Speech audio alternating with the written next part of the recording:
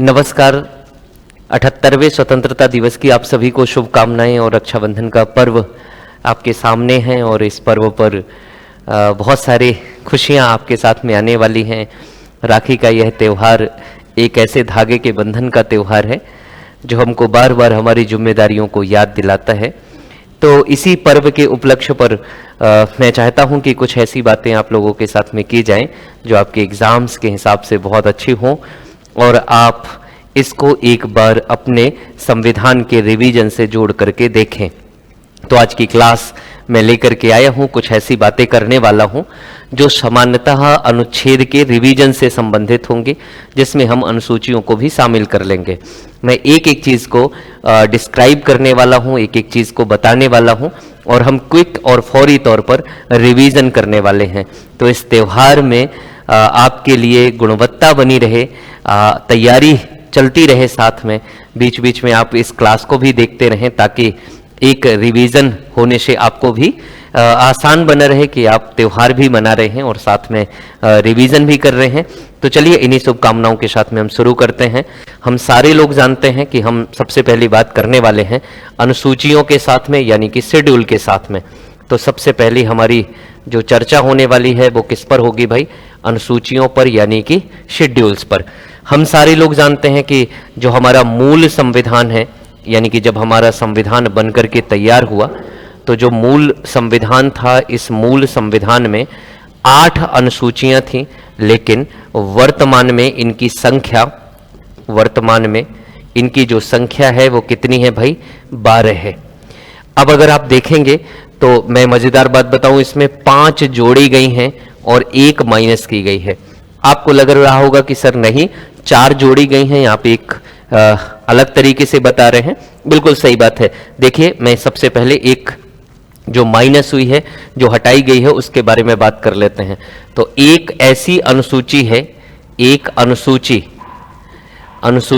जिसे जोड़ा गया, अनुसूची जो पहले जोड़ी थी, पहले जोड़ा और जोड़ने के बाद में जोड़ा और उसके बाद में फिर से उसे क्या किया था भाई? हटाया था। तो दरअसल पहले जोड़ा था, उसके लिए याद रखना है वो संविधान संशोधन था 35वां संविधान संशोधन, कॉन्स्टिट्यूशनल अमेंडमेंट 1974 था। और इस 35वें संविधान संशोधन से क्या हुआ था भाई? जो सिक्किम था, जब सिक्किम के लिए हमने एसोसिएट स्टेट बनाया, सिक्किम को संयुक्त राज्य बनाया था, एसोसिएट स्टेट बनाया, तो इसी सिक्किम के लिए हमने एक आर्टिकल जोड़ा था, आर्टिकल 2A, जिसमें हम दोस्त राज्य बना करके इसको शामिल किया था आर्टिकल 2 में। लेकिन इसके लिए हमने सेवा शर्तें जोड़ी थी, यानी कि सिक्किम को कुछ सेवा शर्तें दी गई थी और ये जो सेवा शर्तें दी गई थी ये उसी से संबंधित है, यानी कि 10th शेड्यूल, यानी कि 10वीं अनुसूची। तो 10वीं अनुसूची किसके लिए जोड़ी गई भाई? 10वीं अनुसूची सिक्किम के सेवा शर्तों के लिए जोड़ी गई 1974 में। लेकिन आगे चल करके एक संविधान संशोधन हुआ जिसका नाम था 36वां संविधान संशोधन, कॉन्स्टिट्यूशनल अमेंडमेंट। और ये जो 36वां संविधान संशोधन है 1975 में, ये जो संविधान संशोधन हुआ था, इससे हमने क्या किया था भाई? तो इससे हमने यह जो 10वीं अनुसूची थी, यानी कि यह अनुसूची पुनः हटा दी। यह अनुसूची जो थी, अनुसूची पुनः हटाई। तो ये बात आपको याद रखना है कि इसको क्या कर दिया भाई? पुनः हटा दिया था। तो इस अनुसूची को, इसीलिए ये क्या हो जाएगी भाई? महत्वपूर्ण हो जाएगी कि भाई इस अनुसूची को एक बार जोड़ा और जोड़ने के बाद में इसको क्या कर दिया भाई? इसको हटा दिया। अब इसके बाद में क्या हुआ भाई? अगर इसके बाद में आप देखेंगे तो इसके बाद में क्या हुआ था? इसके बाद में अब हमारी जो बाकी अनुसूचियां हैं उनके बारे में बात कर लेते हैं। तो मैं सबसे पहली अनुसूची जिसके बारे में आप जानते हैं भाई, तो पहली अनुसूची का जो संदर्भ है उसमें लिखा हुआ है राज्य के न्यायिक क्षेत्र 28 राज्यों के बारे में, और इसी तरह से 28 राज्यों के बाद में 8 यूटी के सीमा क्षेत्र लिखे हुए हैं, यानी कि राज्यों के लिए न्यायिक क्षेत्र का इस्तेमाल है और यूटी के लिए किसका इस्तेमाल है? यूटी के लिए सीमा क्षेत्र का इस्तेमाल है।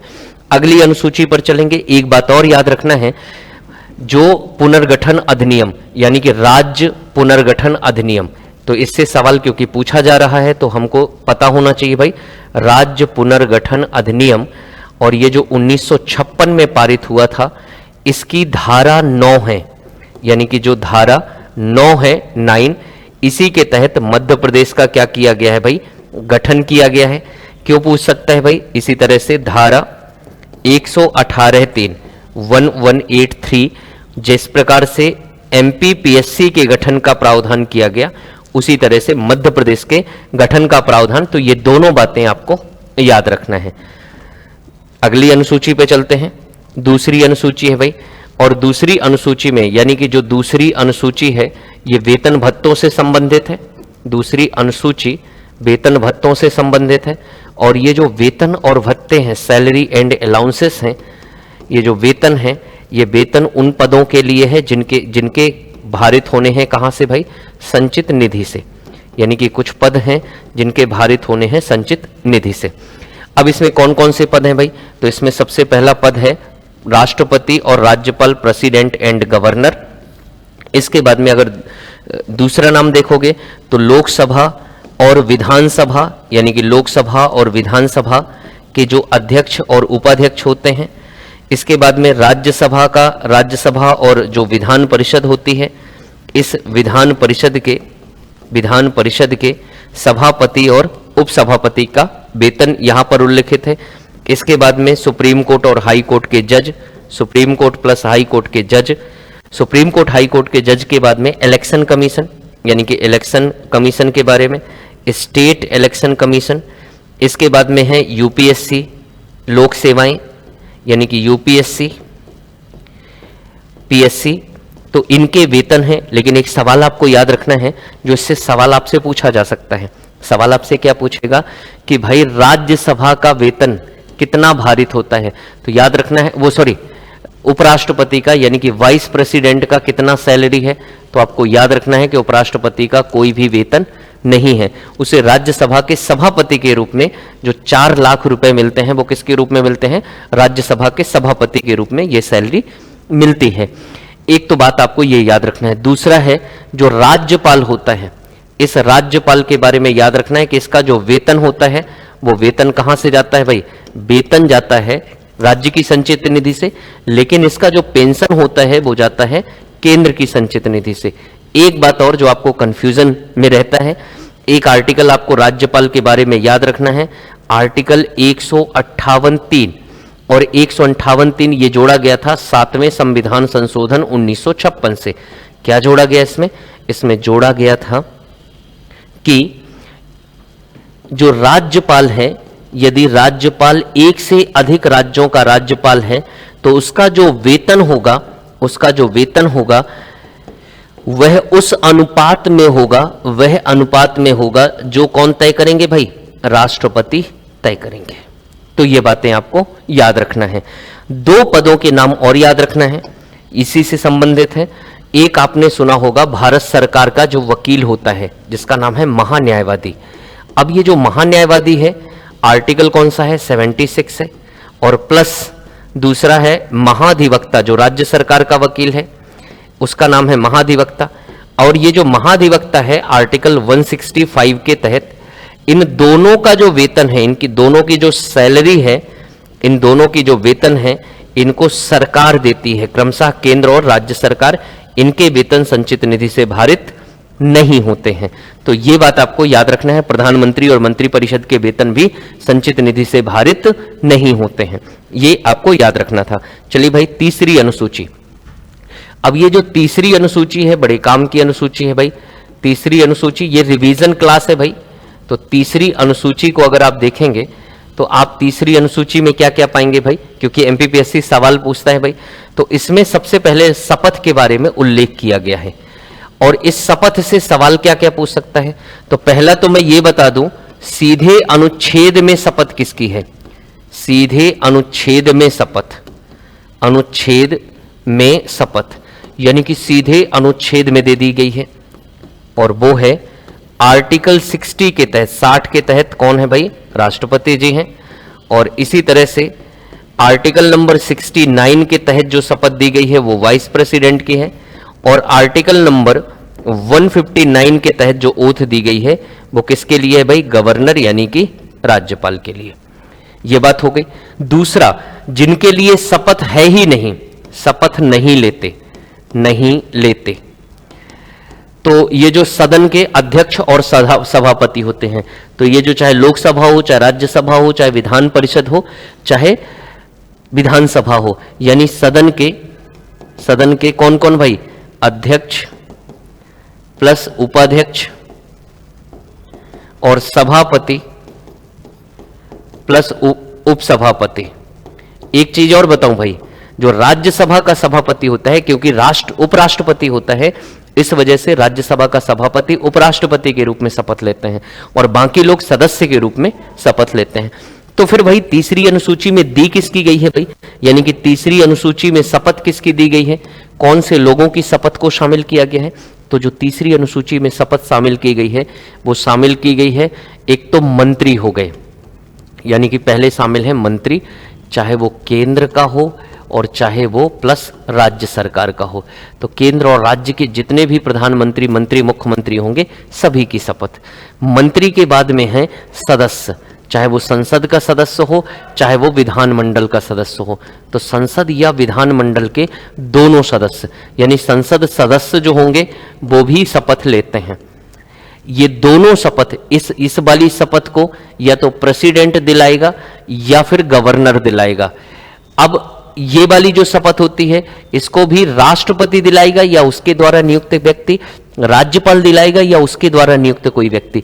यहां पर कौन कौन दिलाएंगे भाई? राष्ट्रपति और राज्यपाल ही दिलवाएंगे शपथ। इसके बाद में तीसरा है भाई संसद के बाद में, अब एक निर्वाचन आयोग के सामने शपथ लेनी पड़ती है। निर्वाचन आयोग के सामने, ये भी लिखी हुई है भाई तीसरी अनुसूची में। और ये जो निर्वाचन आयोग के सामने शपथ लेनी है, ये कौन सी लेनी है? मतलब संसद प्लस विधानमंडल, ये दोनों के लिए है, सदस्यों के लिए। अब निर्वाचन आयोग के सामने संसद तथा विधानमंडल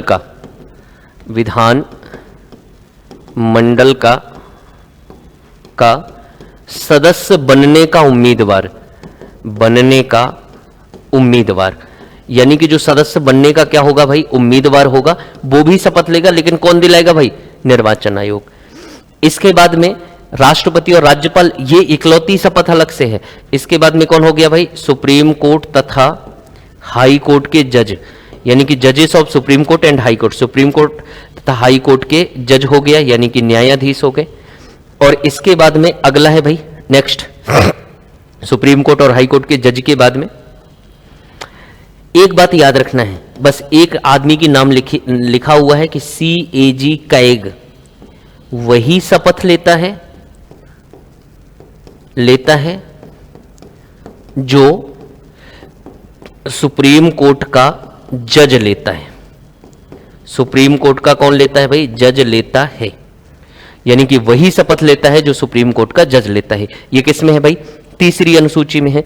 इसके बाद में चौथी अनुसूची, हम केवल काम के सवाल जैसा करेंगे भाई, चौथी अनुसूची। अब ये जो फोर्थ शेड्यूल है, यानी कि चौथी अनुसूची है, तो अगर आप चौथी अनुसूची को देखेंगे, फोर्थ शेड्यूल के देखेंगे, तो ये जो चौथी अनुसूची है, चौथी अनुसूची, अब ये चौथी जो अनुसूची है भाई, इस चौथी अनुसूची में सबसे पहले तो याद रखना है, इसका संबंध है आर्टिकल नंबर 80 से, आर्टिकल 80 से। और इसमें लिखा हुआ है राज्यसभा की सीटें। तो ये सीधे तो सवाल नहीं पूछेगा भाई राज्यसभा की सीटें, तो ये जो सीटों का आवंटन होता है, सीटों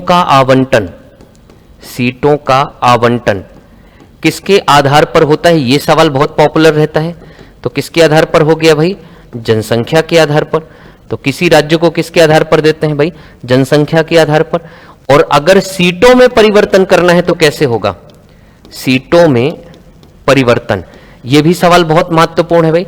तो सीटों में परिवर्तन होता है, एक तो हो जाएगा विशेष बहुमत, और विशेष बहुमत के साथ में विशेष बहुमत प्लस आधे राज्यों के साधारण बहुमत का अनुमोदन, साधारण बहुमत का अनुमोदन, ये इससे क्या होगा भाई, सीटें परिवर्तित होती हैं भाई।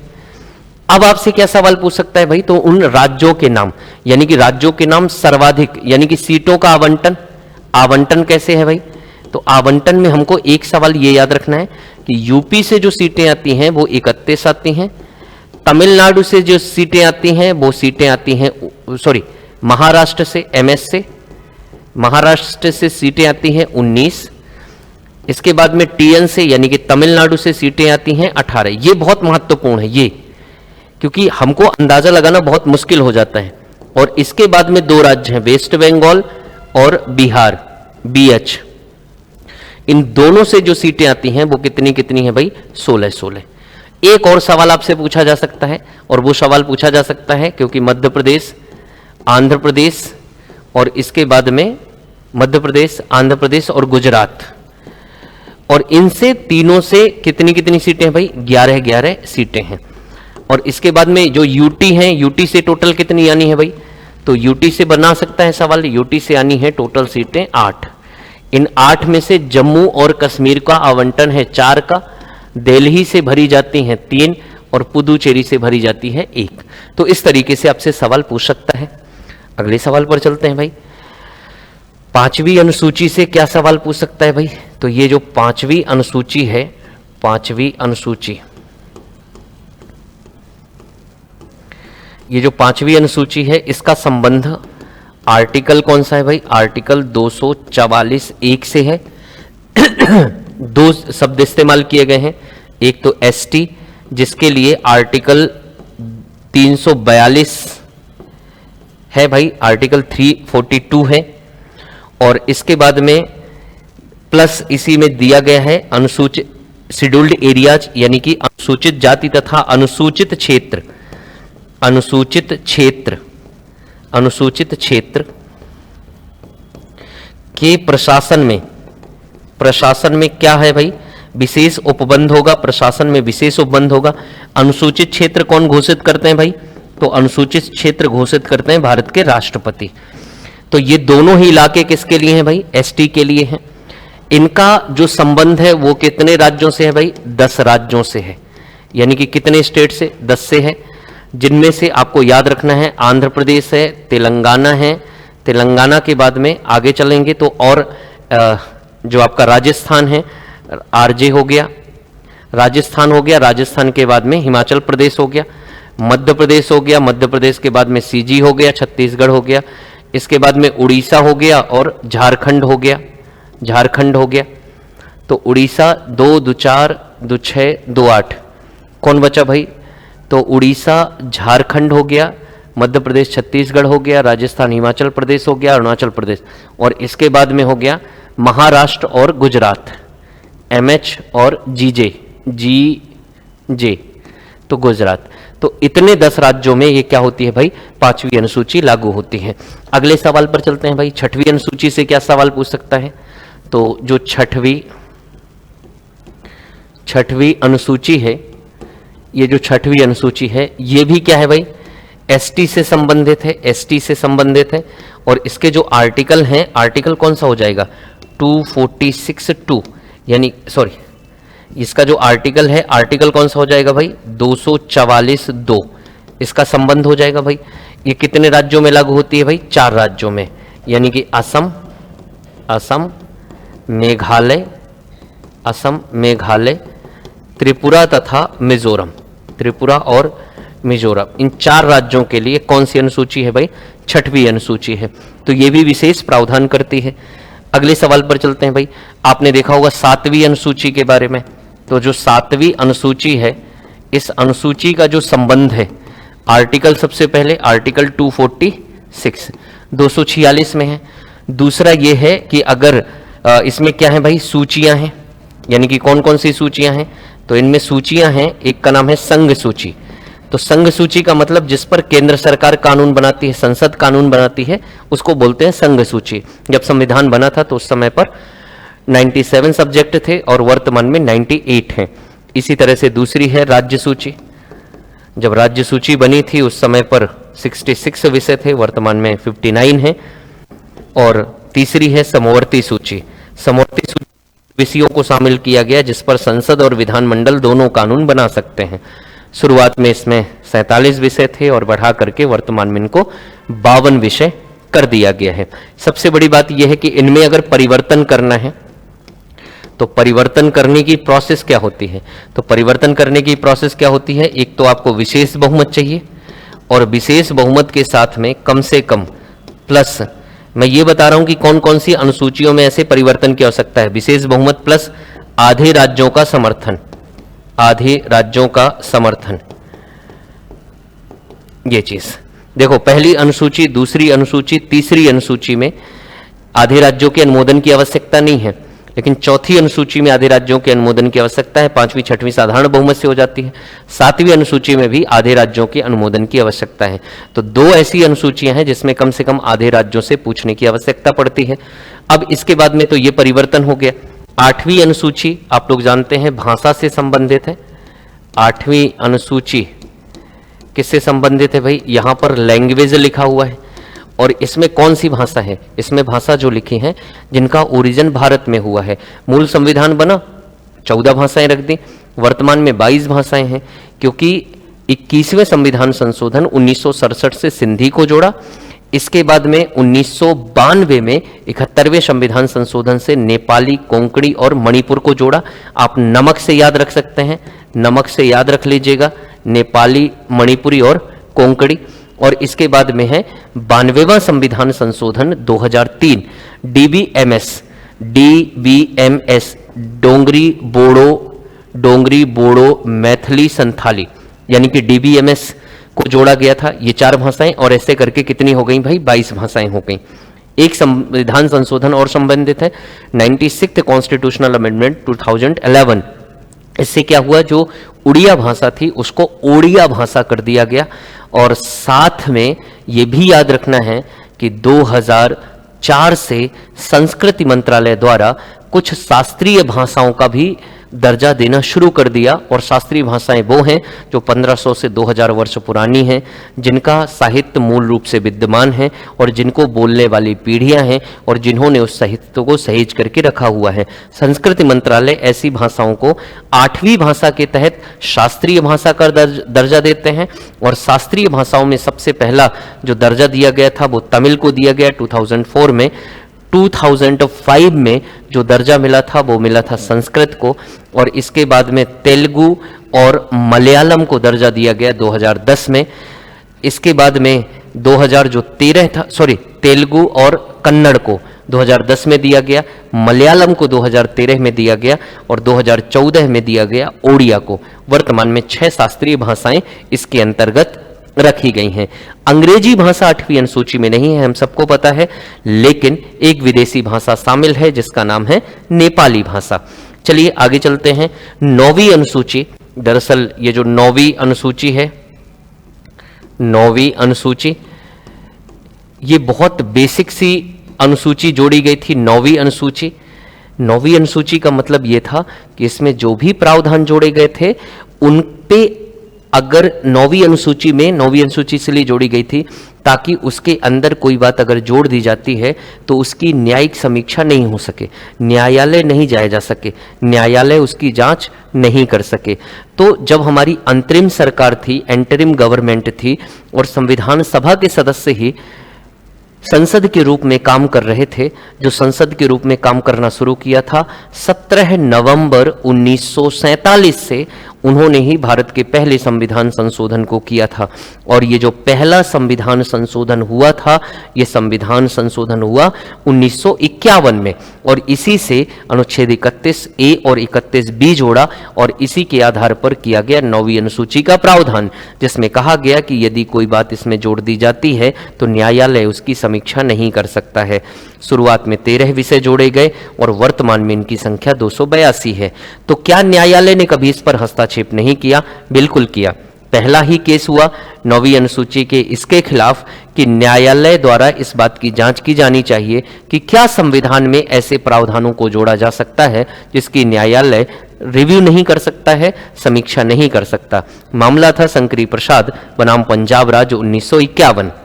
इस मामले में सर्वोच्च न्यायालय ने स्पष्ट कह दिया कि वो 9वीं अनुसूची में रखे प्रावधानों की जांच नहीं कर सकता है, लेकिन परिस्थितियां बदली, सरकारों ने गलत तरीके से प्रभाव इस्तेमाल करने शुरू किए और उन गलत प्रभावों को रोकने के लिए न्यायपालिका को पुनः एक बार 9वीं अनुसूची की जांच करनी पड़ी और यह जांचना पड़ा कि क्या वह न्यायिक समीक्षा से परे है या नहीं है। मामला था केशवानंद भारती 1973, जो केरल राज्य के खिलाफ हुआ था। सन्यासी थे, मठ की 1700 एकड़ जमीन थी जिसको राष्ट्रीयकरण करके सरकारी घोषित कर दिया गया था, क्योंकि मौलिक अधिकार अनुच्छेद 26 कहता है कि आप धार्मिक रूप से संपत्ति को धारण कर सकते हैं, चल और अचल संपत्ति दोनों धारण करने का अधिकार होगा। सन्यासी जी को लगा कि उनके धार्मिक अधिकार का उल्लंघन है वहां की कम्युनिस्ट सरकार द्वारा, और इसी वजह से सर्वोच्च न्यायालय में चुनौती दी गई और यह केशवानंद भारती इतिहास में दर्ज हो गया न्यायपालिका के एक ऐसे मामले के रूप में जिसमें सर्वाधिक जज 13 जजों की बेंच बनी थी। अब तक ऐसी कोई बेंच नहीं बनी जिसमें 13 जज थे। संविधान के मूल ढांचे सिद्धांत का उत्पन्न होना इसी सिद्धांत की उत्पत्ति थी, इसी की वजह से बेसिक स्ट्रक्चर ऑफ कॉन्स्टिट्यूशन पैदा हुआ था। लेकिन यहीं से न्यायपालिका ने एक सिद्धांत दिया कि 9वीं अनुसूची में 1971 से पहले जो जोड़ा गया है हम उसकी जांच नहीं कर सकते, 1971 की बाद की जांच कर सकते हैं। पहली बार स्पष्ट कर दिया। 2007 में न्यायपालिका ने कहा कि 1971 नहीं, 1971 की जगह पर 1975 होगा, यानी 1975 से पहले 1951 1975 के बीच जो भी 9वीं अनुसूची में जोड़ा गया होगा वह न्यायपालिका के किसी भी जांच के दायरे में नहीं आता। लेकिन 1975 के बाद जो भी जोड़ा जाएगा उसकी न्यायिक समीक्षा हो सकती है। इसी को कहा जाता है भूमि सुधार से संबंधित 9वीं अनुसूची, जिसको पहले संविधान संशोधन से अंतरिम सरकार ने जोड़ा था। एक सवाल जिसका आपको जवाब देना है, कौन सा संविधान संशोधन है, पहला संविधान संशोधन बताइए जिसको भारत की चुनी हुई सरकार ने संशोधित किया था, चुना हुआ पार्लियामेंट।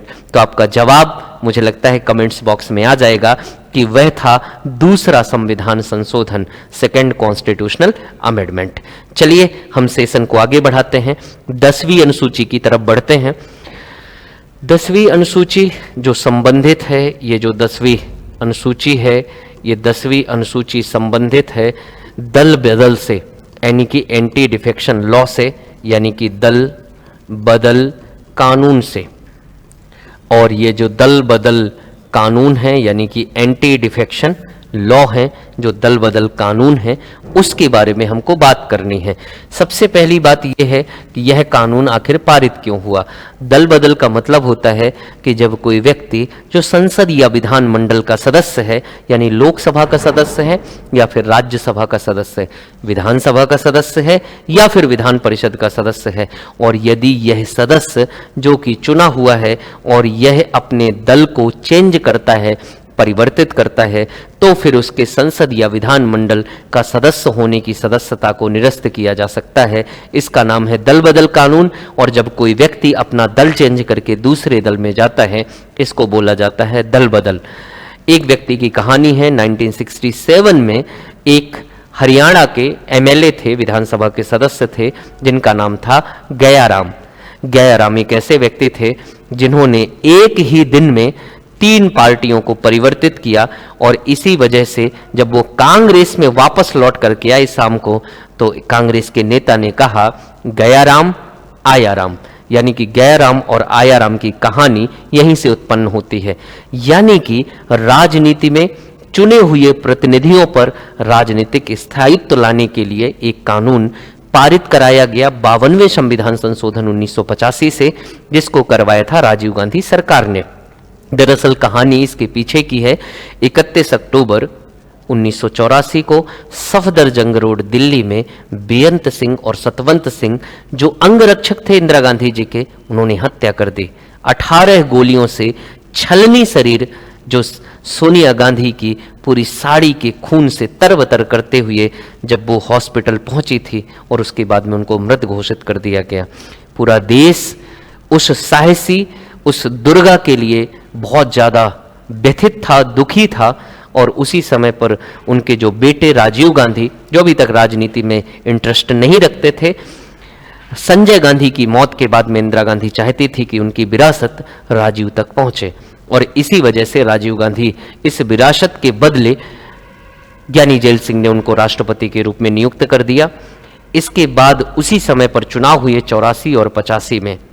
भावनाओं की ऐसी झड़ी बही कि चुनाव परिणामों में इतिहास के सबसे ज्यादा सीटों के विजेता बने राजीव गांधी।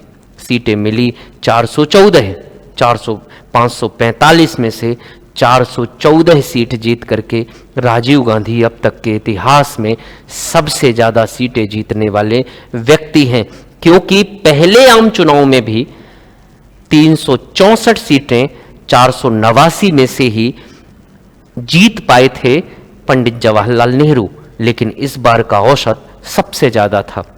राजनीति में नए थे, राजीव को लग रहा था कि क्या वह राजनीति की यह पारी खेल पाएंगे, या फिर जो बड़े बुजुर्ग, जो कढ़े हुए राजनीति में लोग हैं, यदि उनकी पार्टी को तोड़ दिए तो वह अपनी सत्ता को कैसे बचाएंगे। इसी की उपज थी दल बदल कानून। 52वां संविधान संशोधन 1985 पारित हुआ और इसी के आधार पर 10वीं अनुसूची जोड़ी गई और आर्टिकल 102 और आर्टिकल नंबर 191 दो में उल्लेख किया गया कि दल बदल के आधार पर 10वीं अनुसूची में सदस्यों को अयोग्य ठहराया जा सकता है। इस कानून में क्या था? इस कानून में था कि यदि चुना हुआ सदस्य अपनी पार्टी को त्याग करता है तो उस पर कानून लगेगा दल बदल का। शर्तें क्या रखी गई? यदि कोई व्यक्ति अपने दल को छोड़ देता है। दूसरी शर्त क्या रखी गई? कि यदि किसी दूसरी पार्टी की सदस्यता ले लेता है। तीसरी शर्त थी कि निर्दलीय सदस्य किसी पार्टी में जाता है।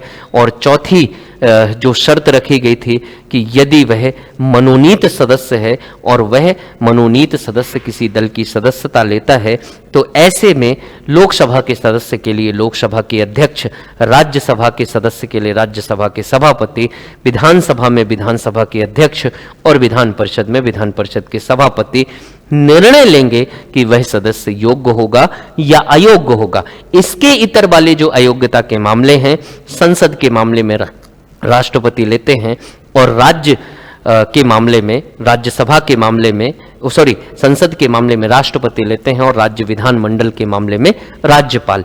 लेकिन दल बदल पर अयोग्यता का अधिकार अध्यक्ष और सभापति के पास में निहित किया गया। लेकिन यह भी है कि कोई भी इन मामलों में दल बदल कानून को लागू नहीं करवा सकता। यदि कोई सदस्य अपनी मर्जी से अपना दल यदि किसी सदस्य को दल द्वारा निष्कासित कर दिया गया हो। दूसरा, यदि सदस्यों के ट्यूट 2/3 से अधिक है या फिर उनके बीच में गठबंधन हुआ है यानी कि कोलैबोरेशन हुआ है, ऐसे में दल बदल नहीं लगता। सवाल इसका उठता है कि क्या यह न्यायिक समीक्षा के परे है या न्यायिक समीक्षा की परिधि में है? क्या कोई निर्णय न्यायालय में चुनौती के पूर्ण होगा? क्या योग्य होगा? तो दरअसल जब इसको संशोधित करके संविधान में जोड़ा गया था तो उस समय कहा गया कि यह जो निर्णय होगा वह अंतिम होगा, इस पर न्यायिक समीक्षा नहीं होगी। लेकिन 1993 का एक ऐतिहासिक मामला है, उस केस का नाम है की हो तो होनोहाल बनाम IR चिल्लू। की हो तो होनोहाल बनाम IR चिल्लू मामले में न्यायालय ने स्पष्ट कर दिया कि यदि निर्णय राजनीति से प्रयोजित है तो फिर उसकी न्यायिक समीक्षा हो सकती है। लेकिन एक बात और, बात में यह है कि आर्टिकल अगर आप 75 1B को देखेंगे और आर्टिकल 164 1B को देखेंगे तो एक शब्द और जोड़ा गया 91वें संविधान संशोधन 2003 से जो दल बदल के लिए था। शब्द क्या जोड़ा गया है कि यदि किसी राजनीतिक दल का सदस्य दल बदल कानून के तहत अयोग्य ठहराया जाता है तो वह मंत्री पद से भी अयोग्य हो जाएगा। यानी कि दल बदल जिस सदस्य पर लग जाता है, दल बदल के आधार पर जिस सदस्य को हटाया जाता है वह तब तक मंत्री या प्रधानमंत्री, मुख्यमंत्री बनने का दावेदार नहीं है जब तक वह पुनः सदस्य नहीं बन जाता है। क्योंकि संविधान कहता है, हम सब लोग जानते हैं कि ऐसे लोग पद को धारण कर सकते हैं जो भले ही संसद के सदस्य ना हो, विधानमंडल के सदस्य ना हो, उनको मुख्यमंत्री, मंत्री, प्रधानमंत्री या मंत्री बनाया जा सकता है, परंतु उन्हें 6 महीने के भीतर किसी भी सदन की सदस्यता ले लेनी चाहिए। लेकिन इस मामले में यह प्रावधान लागू नहीं होता है। तो 10वीं अनुसूची के बारे में मोटे तौर पर ये बातें हुई। ये बातें मैं तब कर रहा हूं जब उत्कर्ष में इस समय चल रहा है शिक्षा महोत्सव, और ये जो शिक्षा महोत्सव है ये बच्चों को ध्यान में रख करके चलाया जाता है, जिसका मोटिव होता है कि बच्चों तक जो दूरस्थ बैठा हुआ है, जो किसी कारणवश ऑफलाइन क्लासेस में नहीं आ सकता है या फिर वह कहीं से चीजों को पढ़ चुका है, ऐसे बच्चों के लिए ही शिक्षा महोत्सव जारी किया गया है या चलाया जा रहा है, जिसमें 78% तक की छूट चल रही है। ये बहुत बड़ी बात है कि उत्कर्ष के कोर्सेज पर 78% तक की छूट चल रही है। और साथ में 13 अगस्त को हमारे जो सबके प्रेरणा स्रोत हैं, हमारे निर्मल सर, डॉक्टर निर्मल गहलोत सर का जन्मदिन रहता है 13 अगस्त को। इसी उपलक्ष्य में 78% के साथ में 13% तक की एनजी, जो निर्मल गहलोत सर का एनजी 13 कूपन लगाएंगे तो 13% तक की छूट एक्स्ट्रा होगी, और साथ में रिवार्ड्स पॉइंट्स भी हैं रक्षाबंधन के उपलक्ष्य के लिए। तो ये ऐसी चीजें हैं जो बच्चों तक पहुंचनी चाहिए, और मुझे लगता है कि शिक्षा सभी का मूल अधिकार है, मूल उद्देश्य, मूल हित है। और शिक्षा दुनिया की सबसे ताकतवर पूंजी होती है कि दुनिया की जब कोई भी शक्ति काम नहीं करती है तो एक ही शक्ति काम करती है, वह शिक्षा। और यह शिक्षा हर व्यक्ति तक पहुंचनी चाहिए। यह उद्देश्य उत्कर्ष का है, एक क्वालिटेटिव, एक अफोर्डेबल और एक ऐसे शिक्षकों के माध्यम से शिक्षा उपलब्ध कराना जो आपको मजबूत बनाती है, ताकतवर बनाती है। साथ में एक ऐसे कंटेंट को देना जो अपग्रेड होकर के बने, एक बेहतर टीम आरडी डिपार्टमेंट के माध्यम से आप तक सारी चीजें पहुंचाना, ये सारा कुछ उसमें शामिल है। आप जा सकते हैं, बुकशाला भी अवेलेबल है, सारा कुछ, क्योंकि नई टेक्नोलॉजी ने हम सबको शिक्षा के मामले में बहुत आसान कर दिया है, और हम चाहें तो दूर बैठ करके भी एकलव्य बन सकते हैं। एकलव्य वही व्यक्ति है जिससे उनके गुरु को भी संकट पैदा हो गया था कि उनका जो सामने वाला शिष्य है, जो दूरस्थ शिक्षा पा रहा था, वह अर्जुन से श्रेष्ठ धनुर्धर है, इसीलिए तो अंगूठा मांगना था। चलिए हम आगे चलते हैं और चर्चा करते हैं 11वीं अनुसूची पर।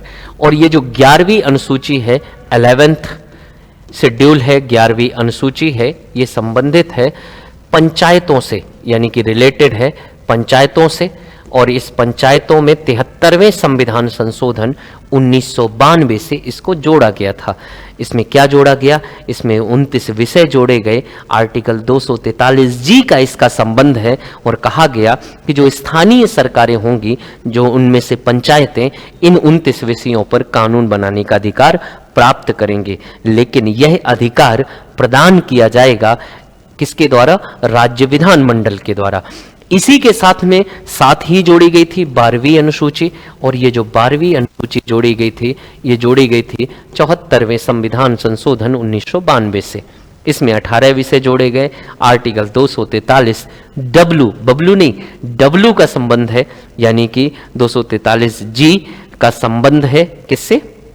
243G का संबंध है 11वीं अनुसूची से, और 243W का संबंध है 12वीं अनुसूची से। GW गुड़ वर्क से याद रख सकते हैं, या गुड़ गांव में मिलता है और काम शहर में मिलता है, वर्क शहर में मिलता है, तो इससे याद रख सकते हैं। दोनों की ही शक्तियां हैं, कर्तव्य हैं, जिन पर इनको विधि बनानी है। यानी कि 7वीं अनुसूची जिस पर कानून संसद और राज्य विधानमंडल बना सकते हैं, और 11वीं और 12वीं अनुसूची जिस पर स्थानीय सरकारें कानून बना सकती हैं। 9वीं अनुसूची में भी विषय हैं, लेकिन उन विषयों पर कानून बना करके रखा गया है, ना कि उन पर कानून बनाना है। तो ये आपकी अनुसूचियां हैं। मेरा एक और उद्देश्य है कि जब आप रिवीजन कर ही रहे हैं तो हम कुछ महत्वपूर्ण अनुच्छेदों पर चर्चा कर लेते हैं। जहां तक हमारी चर्चा हो पाएगी वहां तक करेंगे, उसके बाद में उसे अगले हिस्से पर जोड़ करके रख देंगे। तो चलते हैं, अगर हम भारतीय संविधान के बारे में चर्चा करें, यानी कि जो हमारा कॉन्स्टिट्यूशन है, इंडियन कॉन्स्टिट्यूशन यानी कि भारतीय संविधान, अगर आप भारतीय संविधान में देखेंगे तो जब हमारा संविधान बन करके तैयार हुआ, यानी कि जो मूल संविधान था, इस मूल संविधान में अनुच्छेदों की संख्या 395 यानी कि 395 थी। अब इनकी बढ़ करके संख्या, क्योंकि संविधान संशोधन से इनमें परिवर्तन संभव है और इसी वजह से वर्तमान में इनकी संख्या हो गई है अप्रॉक्सीमेटली लगभग 470 के आसपास में, यानी कि 470 के आसपास में हो चुकी है संख्या। आगे चलते हैं भाई। ये जो संविधान है, इस संविधान में 470 अनुच्छेद हैं वर्तमान में। मूल संविधान में कितने हैं भाई? 395 हैं। अब इनकी अगर आगे चल करके गणना करें तो एक बात मैं और बता देता हूं कि ये जो अनुच्छेद हैं, यानी कि 379 ऐसे करते हैं, 395 माइनस 16 कर देते हैं तो ये कितना बचेगा भाई? 9 6 15 होता है, ये 7 बचेगा और ये 3 बचेगा। मैंने ऐसा क्यों लिखा? मैंने इसलिए लिखा क्योंकि ये जो 16 अनुच्छेद हैं ये लागू हुए थे 26 नवंबर 1949 को, और जो बचे हुए 379 आर्टिकल हैं इनको लागू किया गया 26 जनवरी 1950 को। तो 26 जनवरी 1950 को आर्टिकल लागू हुए, 379 आर्टिकल लागू हुए थे। अगर सवाल पूछे कि संविधान लागू कब हुआ, कब हुआ, तो आपको कंफ्यूजन नहीं होना चाहिए, आपको लगाना है 26 जनवरी 1950। लेकिन अगर पूछे इनेक्ट कब हुआ, यानी कि अधिनियमित कब हुआ, तो आपको लगाना है अधिनियमित या पारित या आत्मार्पित या अंगीकार, कोई भी शब्द पूछता है तो आपको लगाना है 26 नवंबर 1949। यानी कि एक शब्द बस याद रखना है, ये इंप्लीमेंटेशन ऑफ इंडियन कॉन्स्टिट्यूशन 26 जनवरी 1950 को। अब हम कुछ चर्चा करते हैं कुछ महत्वपूर्ण जो हमारे अनुच्छेद हैं, और इन महत्वपूर्ण अनुच्छेदों में हम पढ़ने वाले हैं अनुच्छेद नंबर, जो हमारी मैं चर्चा शामिल कर देता हूं, अनुच्छेद 1 से लेकर हम पढ़ने वाले हैं आर्टिकल नंबर 51 तक, यानी कि अनुच्छेद 1 से 51 तक चर्चा करने वाले हैं। इनमें जो आपके भाग मिलने वाले हैं, अगर आप देखेंगे तो इनमें जो भाग मिलेंगे, पार्ट यानी कि भाग, तो आपका एक रिवीजन हो जाएगा भाई। कितना आसान है देखिएगा। एक मिलेगा भाग नंबर 1, और इस भाग नंबर 1 का नाम होगा संघ एवं उसका राज्य क्षेत्र, संघ एवं उसका राज्य क्षेत्र। अब ये जो संघ एवं उसका राज्य क्षेत्र है, इसके बारे में चर्चा कर लेंगे भाई। और इसमें टोटल अनुच्छेदों की संख्या है वो है 1 से लेकर के 12 का 4, 42 का 1 नहीं, 12 का 4। और इसके बाद में दूसरा जो भाग है, भाग 2 है, और इसको बोलेंगे नागरिकता यानी कि सिटीजनशिप। तो ये चर्चा होगी भाई नागरिकता। और ये नागरिकता यानी कि अगर इसके अनुच्छेद देखेंगे तो अनुच्छेद आपको मिलेंगे 5 से लेकर के 11 तक। तीसरा है भाई भाग 3, और भाग 3 में है मौलिक अधिकार यानी कि फंडामेंटल राइट्स। और मौलिक अधिकार अनुच्छेद 12 से लेकर के 35 तक। और इसके बाद में है तीसरा, ये वाला जो हिस्सा है ये लगभग कनाडा से लिया गया, ये वाला हिस्सा है ये ब्रिटेन से लिया गया, और ये वाला जो हिस्सा है ये भारत ने यूएसए से लिया है। और इसके बाद में जो तीसरा चौथा हिस्सा चर्चा करेंगे भाई, उसका नाम होगा भाग 4, और जिसको बोलेंगे DPSP, directive principle of state policy, यानी कि अनुच्छेद 36 से लेकर के 51 तक। ये बात तो 1 से लेकर के 51 तक आपको देखने को मिलेंगे ये वाले 4 भाग जिन पर हम चर्चा करने वाले हैं। सबसे पहली चर्चा होगी भाग नंबर 1 पर, यानी कि भाग नंबर 1 पर चर्चा होगी। आसान भाषा में सबसे पहला अनुच्छेद लेंगे आर्टिकल नंबर 1। अगर आर्टिकल नंबर 1 का अर्थ समझे तो क्या लिखा हुआ है? भारत अर्थात इंडिया, यानी कि भारत के दो नाम होंगे। भारत अर्थात इंडिया राज्यों का संघ होगा, यानी कि भारत अर्थात इंडिया राज्यों का संघ होगा।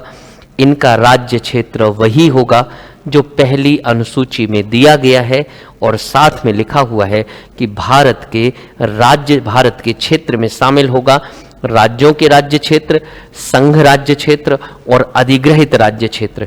आसान भाषा में कहूं तो पहला आर्टिकल हमको बताता है कि भारत के दो नाम होंगे, भारत अर्थात India, India that is Bharat, यानी कि भारत और इंडिया दोनों ही नाम होंगे।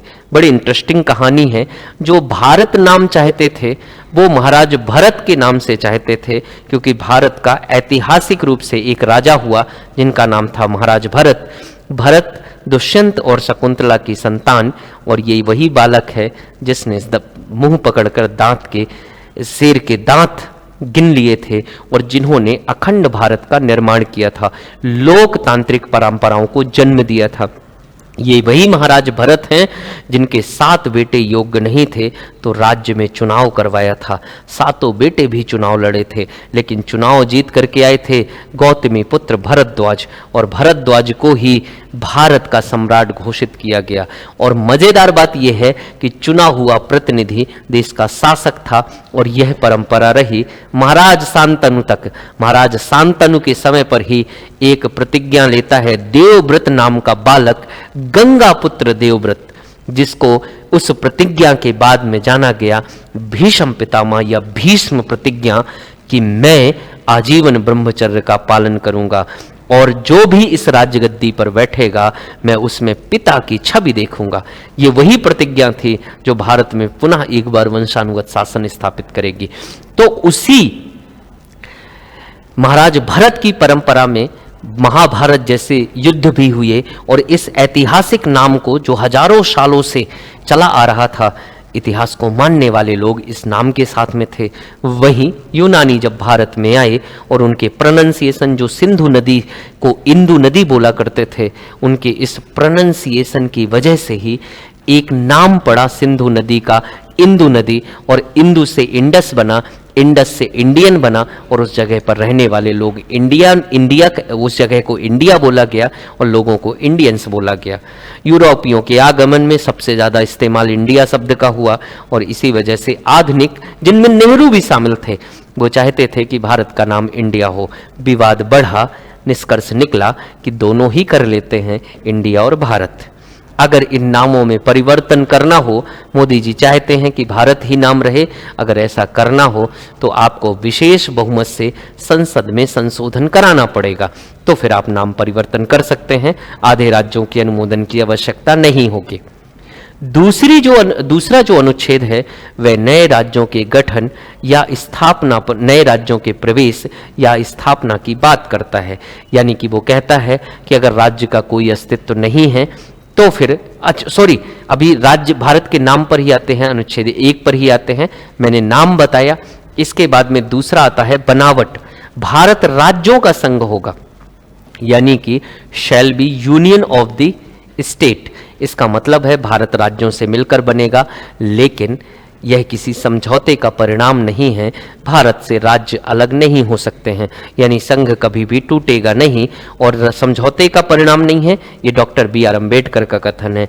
भारत के राज्य वे हैं जो पहली अनुसूची में हैं, और भारत का क्षेत्र वह है जो यूटी है, स्टेट है, और कल के दिन भारत द्वारा किसी जमीन पर अधिग्रहण किया जाएगा या किसी जगह पर भारत अपने दावे प्रस्तुत करेगा।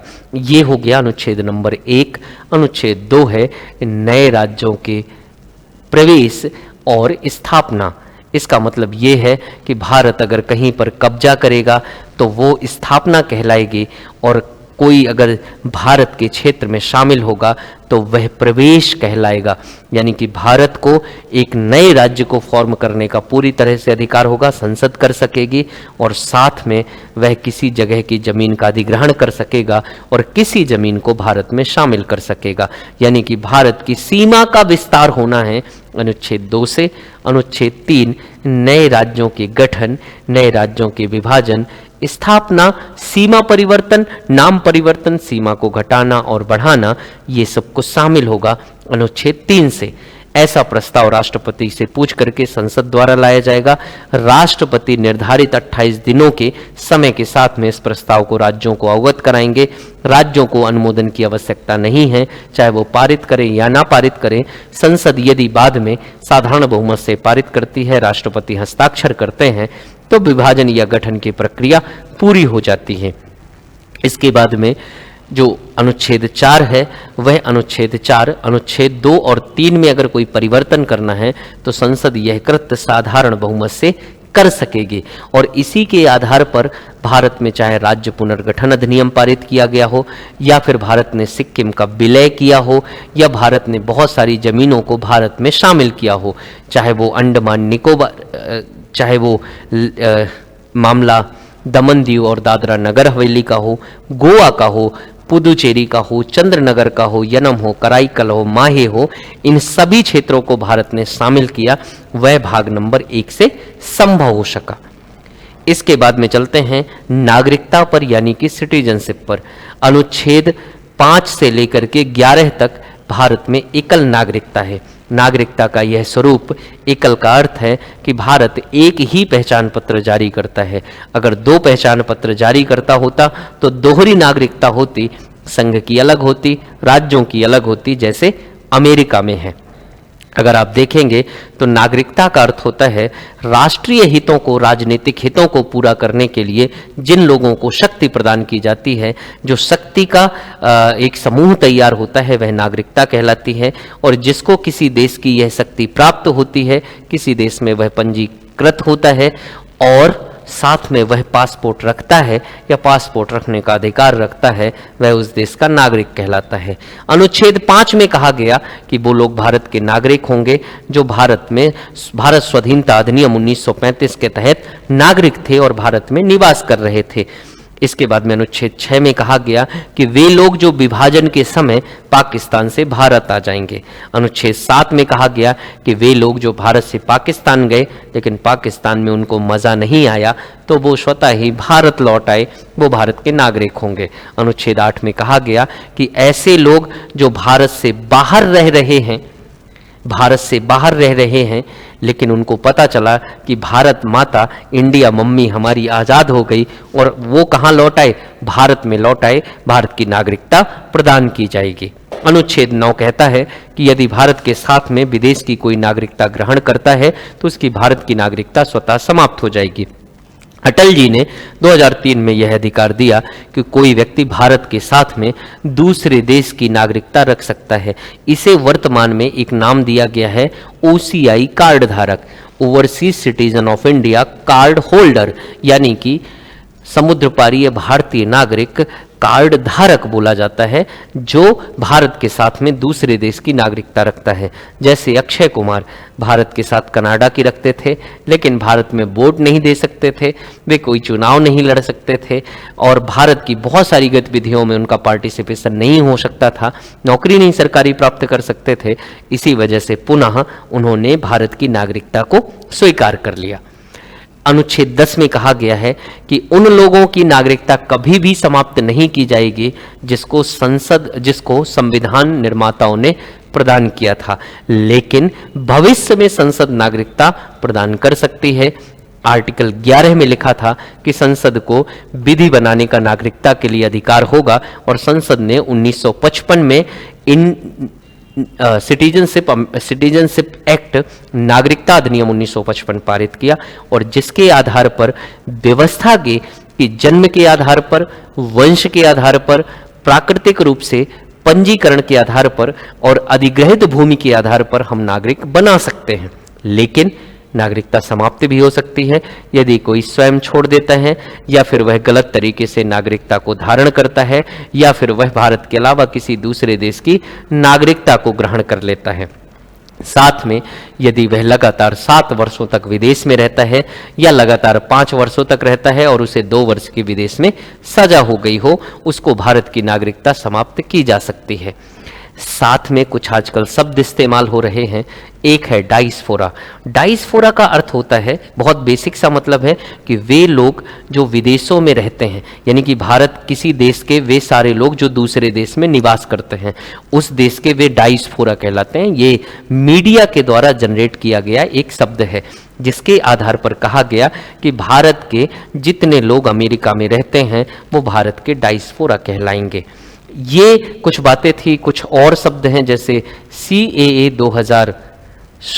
2019 सिटीजनशिप अमेंडमेंट एक्ट 2019।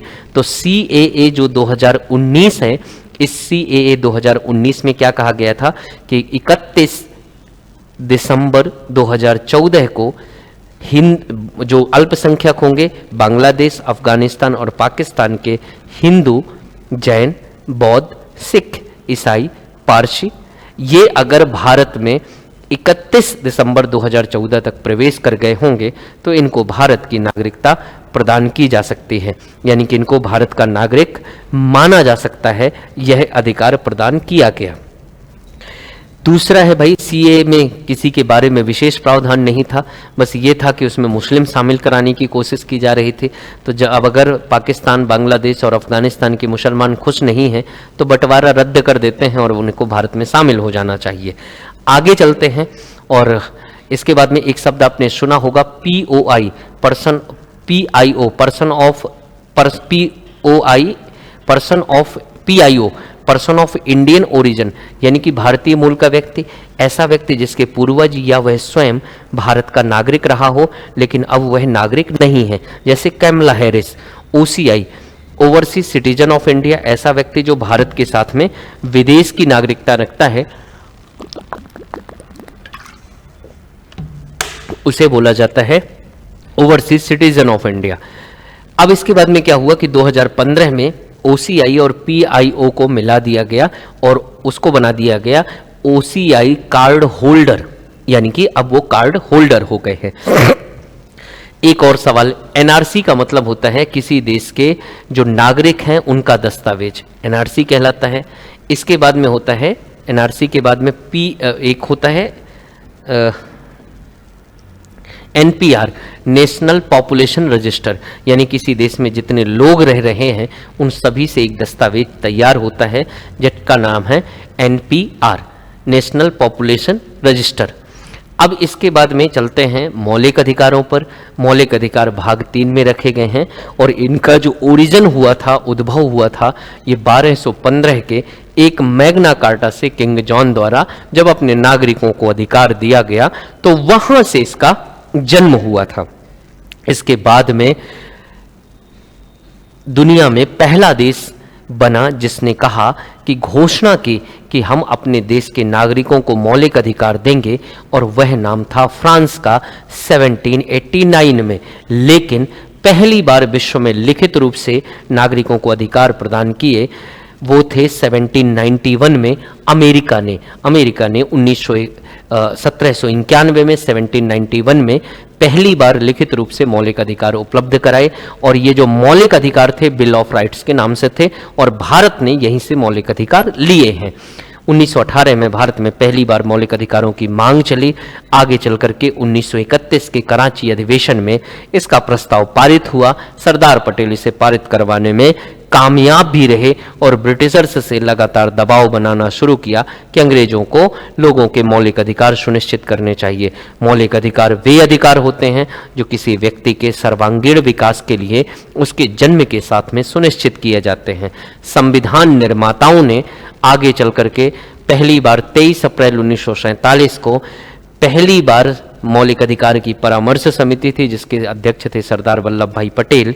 इनकी अनुशंसा पर ड्राफ्ट आया जिसको 28 अप्रैल 1947 को संसद भवन के पटल पर रखा गया। आगे चल करके भारतीय संविधान में 7 मौलिक अधिकार जोड़े गए, लेकिन एक मौलिक अधिकार संपत्ति के अधिकार को 44वें संविधान संशोधन 1971 से हटा दिया। वर्तमान में संख्या है 6। समता का अधिकार, स्वतंत्रता का अधिकार, शोषण के विरुद्ध अधिकार, संस्कृति और शिक्षा का अधिकार, धार्मिक स्वतंत्रता का अधिकार, और इसके बाद में है संवैधानिक उपचारों का अधिकार।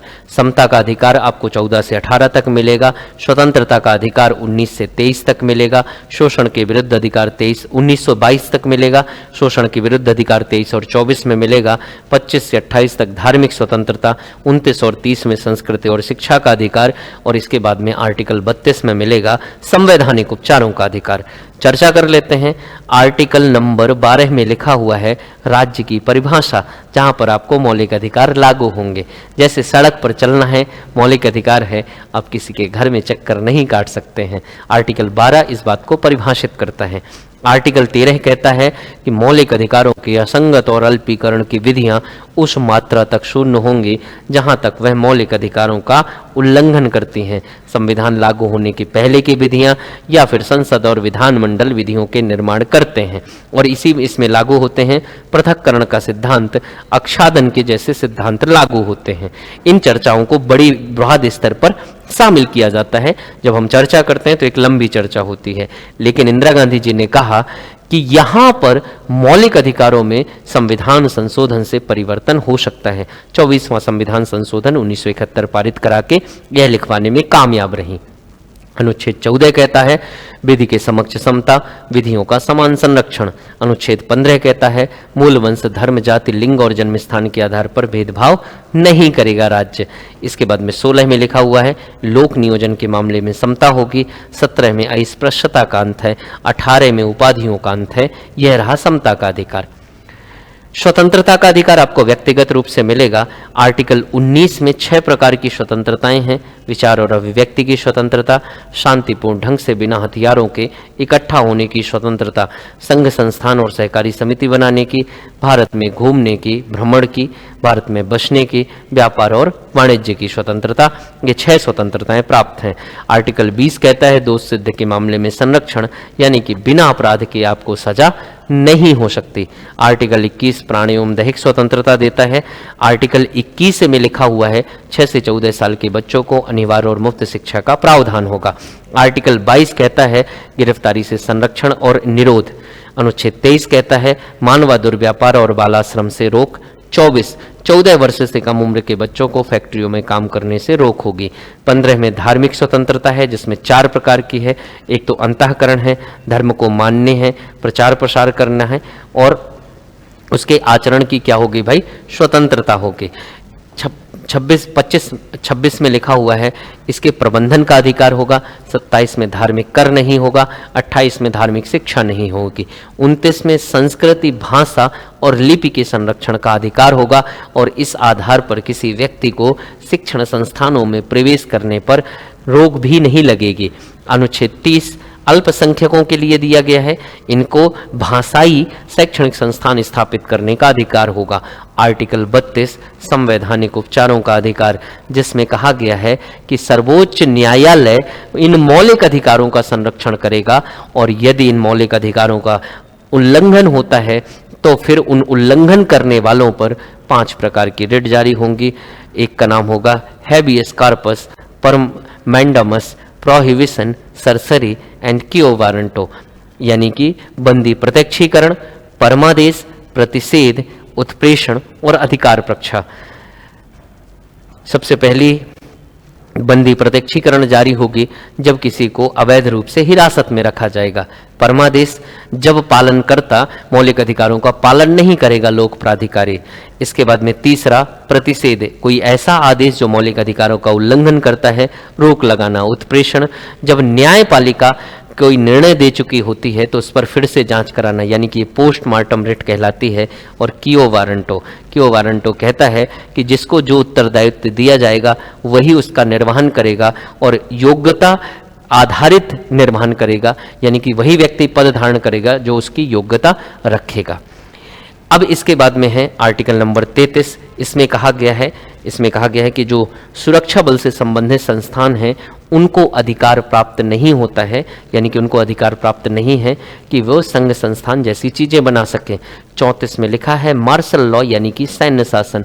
बहुत सारे बच्चों का सवाल होता है सर समझ नहीं आता है, बहुत आसान है, यानी कि हमारा जो लॉ एंड ऑर्डर है, लोक आदेश है, सुरक्षा है, वो अभी पुलिस संभालती है, लेकिन आप पुलिस को हटा दीजिए और सुरक्षा के लिए सेना को लगा दीजिए आंतरिक भाग में, उसको बोला जाएगा मार्शल लॉ। 1958 का कानून है armed force special power act 1958, जिसको अफस्पा भी बोला जाता है, और इसी के आधार पर कार्यवाही होती है, लॉ एंड ऑर्डर मेंटेन होता है अफस्पा के समय। अनुच्छेद 35 कहता है कि मौलिक अधिकारों को प्रभावी बनाने के लिए संसद साधारण बहुमत से विधि बना सकती है। तो ये हमारे राजनीतिक अधिकारों के बारे में चर्चा हो गई है। अब हम चर्चा करने वाले हैं सामाजिक और आर्थिक अधिकारों के बारे में, सुविधाओं के बारे में, जिसका नाम होगा भाग नंबर 4। यानी कि अब हमारी चर्चा होगी भाग 4 पर। इसको बोला जाता है डीपीएसपी। ये जो डीपीएसपी हैं 1937 में इन डीपीएसपी को आयरलैंड ने उठाया था स्पेन से, लेकिन आगे चल कर के भारत ने इन अनुदेशों को, इन निर्देशों को अपने संविधान में जोड़ा। 1935 में अंग्रेजों ने भी निदेशक सिद्धांतों के रूप में इनको संविधान में जोड़ा था। आयरलैंड से हमने लेकर के अनुच्छेद 36 से लेकर के 51 तक इनको जोड़ दिया। ये वे प्रावधान हैं जो लागू नहीं होते हैं, अगर लागू होंगे तो सामाजिक और आर्थिक न्याय प्रदान करेंगे और आपको मिलेंगी सुविधाएं। मौलिक अधिकार हैं जो आपको बराबर बनाते हैं, और डीपीएसपी सुविधाएं हैं जो आपको व्यवस्था में सुविधाएं प्रदान करते हैं। अनुच्छेद 36 में लिखा है राज्य की परिभाषा, यानी इनको लागू कौन करेगा। इसके बाद में अनुच्छेद 37 में लिखा हुआ है कि ये न्यायालय द्वारा प्रवर्तनीय नहीं है, यानी कि इनको लागू नहीं किया गया जब तक कि इनके लिए विधि निर्माण नहीं कर दिया जाएगा। अनुच्छेद 38 में लिखा हुआ है कि सामाजिक, आर्थिक और जो राजनीतिक है वो न्याय प्रदान करना है ताकि लोक कल्याण की अभिवृद्धि की व्यवस्था स्थापित हो सके और आय की असमानता को कम करना है। अनुच्छेद 39 में कहा गया है कि स्त्री पुरुष के लिए संसाधनों का समान वितरण सुनिश्चित करना है, यानी कि दोनों समान रूप से शामिल हो। इसके बाद में उत्पादन के साधनों का इस तरीके से वितरण किया जाए कि सामूहिक हित हो सके। आर्थिक संकेंद्रण को रोकना है, समान काम के लिए समान वेतन देना है, स्वस्थ वातावरण तैयार करना है और बच्चों के लिए स्वस्थ व्यवस्था का निर्माण करना है। 39 में समान कार्य और समान मुफ्त विधिक सहायता, समान न्याय और मुफ्त विधिक सहायता जोड़ा गया। 40 में पंचायतों के संगठन के बारे में, 41 में लोक सहायता के बारे में, 42 में कहा गया है न्याय संगत और मानवोचित दशाएं काम की तैयार करनी है और प्रसूति सहायता देनी है। 43 में कहा गया है कुटीर उद्योग और साथ में निर्वाह मजदूरी के बारे में। 43A कहा गया है प्रबंधन में मजदूरों को शामिल करना। 43B में कहा गया है सहकारी समितियों को प्रोत्साहित करना। 44 में एक समान नागरिक संहिता। 45 में 0 से 6 साल के बच्चों को शिक्षा और पोषण की व्यवस्था करना। 46 में कहा गया है SC/ST और कमजोर वर्गों के लिए आपको शिक्षा और आर्थिक संसाधनों की व्यवस्था करना है। 47 में कहा गया है कि जो लोक स्वास्थ्य है उसमें सुधार करना है और मदिरापान जो पदार्थ हैं उन पर प्रतिबंध लगाना है। 48 में कहा गया है कि पशुपालन और कृषि का संवर्धन करना है और साथ में दुधारू पशुओं के वध पर रोक लगानी है। 48 में लिखा है पर्यावरण, वन्य जीव और जंतुओं का संरक्षण करना है। 49 में लिखा है कि जो हमारी ऐतिहासिक इमारत हैं, वस्तुएं हैं, संस्थान हैं, उनका संरक्षण राज्य करेगा। 50 में कार्यपालिका को न्यायपालिका से जो हमारी कार्यपालिका है उसको न्यायपालिका से अलग करना है। प्रशासनिक कार्यपालिका में जैसे SDM के पास में क्या होता है, SDM के पास में 2 काम है, एक तो आपको सरकार के काम करता है और दूसरा बहुत सारे न्यायिक काम करता है, इन दोनों को अलग करना। और इसके बाद में लिखा हुआ है अनुच्छेद 51 विश्व शांति सहयोग को बढ़ावा देना। तो इसी तरह की जानकारियों के लिए आप उत्कर्ष के साथ में जुड़े रह सकते हैं और भी आप अपनी तैयारी को धार दे सकते हैं, क्योंकि जो सिविल सेवक के रूप में जो लोग काम करते हैं उनकी हमारे जीवन में इंस्पिरेशन हो सकते हैं। आप इंस्पायर होइए और हमेशा एक सही उम्र में अगर आपका सही निर्णय लिया जाए और सही तरीके से मेहनत किया जाए तो परिणाम मनवांछित होता है। हमेशा याद रखना है कि मेहनत करने वालों को वही मिलता है जो मेहनत करने वालों से छूट जाता है। तो हमेशा याद रखिएगा कि आप अपने जीवन के उद्देश्यों के लिए प्रयास करिए, संघर्ष करिए। परिणाम ईश्वर की नियति है, आप उस पर छोड़ दीजिए, लेकिन सही मार्ग पर, सही रास्ते पर किया गया संघर्ष आपको महान बनाता है। समस्याएं आपके पास में हैं, समस्या यह नहीं है। समस्याओं को समाप्त करने का प्रयास नहीं किया जा रहा या नहीं किया गया, ये सबसे बड़ी समस्या है। तो इस जो उत्सव चल रहे हैं, इन उत्सव पर ईश्वर करे कि आप में और खुशहाली आए, आपका जीवन बढ़िया एक खुशनुमा हो जाए, इन्हीं उम्मीदों के साथ में आज की क्लास से तो मैं चलता हूँ। आप इसे रिवाइज करिए, कमेंट्स करिए, लाइक करिए और शेयर करिए और अपना प्यार बनाए रखिए। सभी बच्चों को एक बार पुनः मैं 78वें स्वतंत्रता दिवस की शुभकामनाएं देता हूं और साथ में प्रेषित करता हूं इस रक्षाबंधन की सारे भाई बहन बढ़िया राखी बंधाएं और इस उत्सव को मनाएं और समाज में एक सद्भावना का संप्रेषण करें, एक ऐसी भावना का विकास करें जिसमें महिलाओं के प्रति होने वाली असुरक्षा की भावना समाप्त हो जाए। चलिए, इसी कामना के साथ में मैं आज अपनी क्लास को यहीं विराम देता हूं। सभी बच्चों को उत्कर्ष परिवार की ओर से नमस्कार। Thank you.